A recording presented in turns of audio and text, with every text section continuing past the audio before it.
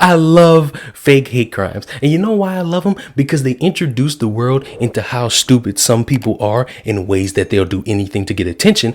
And they'll show you how stupid people are for reacting to it and making everything what it's not, believing a lie from someone who just wants attention. Althea Bernstein is probably one of the most interesting fake hate crimes of all time, because that was right after The Boy Who Cried Noose, Bubba Wallace, or aka Bubba Smollett, as most call him.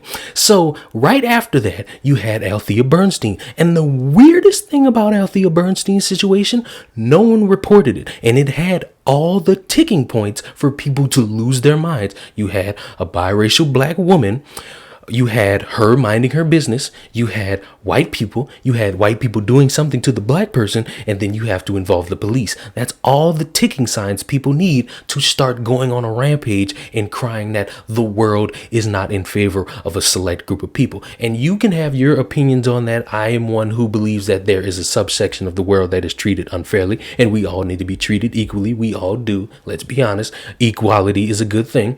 But in this situation, you have to think, how come nobody's really talking about this? How come the only person of name value that spoke their mind is somebody who ruined the royal family in another country? How is it that that is the one person? I haven't seen Don Lemon come on camera and say, this is the Trump society that we live in, and we must band together, because if we don't, this is gonna keep happening, and you must go to the polls and get him out of office, because once he's gone, society will live peacefully. I haven't seen any of that from him about this situation, and I'm shocked at Don, because he usually jumps on these things and he's usually quite powerful in his little speeches.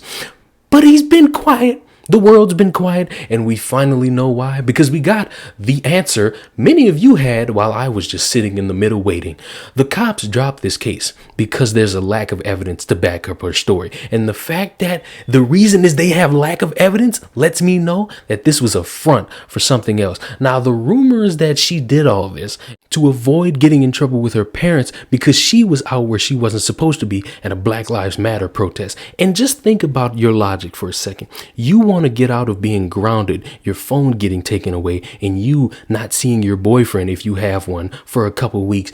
So your bright idea is to not say, I was running late, I ran out of gas, I had to fix a tire, I had to save someone's life from a burning building. You decide to make the claim that you were the victim of a hate crime. And the other thing is that people think that she was hit with a Molotov, or that she threw one and she didn't know how it worked, so she just sparked it up and the flames hit her in the face. These are more reasonable things to say than saying, hey, you see those random white people over there? Yeah, they did me something so wrong, it hurt me. And you see the burns on my face? These burns that everyone claimed were third degree, even though obviously a lot of you never seen a third degree burn before.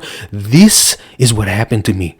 I wasn't outside. I wasn't out past my curfew. I was here. I was driving home safely, and then I ran out of gas. The fact that none of those bright ideas crossed your mind, and instead you went with the, hey, let me try to put the blame on somebody else game, is a bad way to go. So hold that L, you nice little loser. I'm glad that the police aren't just randomly picking random white people and blaming them for something they didn't do. So I hope right now, as you're at home, just sitting there, I hope your parents ground you. I don't hope nothing dangerous for you. I don't hope the worst for you. I just hope your parents ground you. I hope they take your phone away. I hope they take your car away. All of that. Because you don't deserve the privilege of having things given to you if you're going to use them and use your time to point the blame at someone else and possibly put them at risk. Because just imagine someone's life being ruined because you're too much of a chicken shit to admit that you were doing teenage things.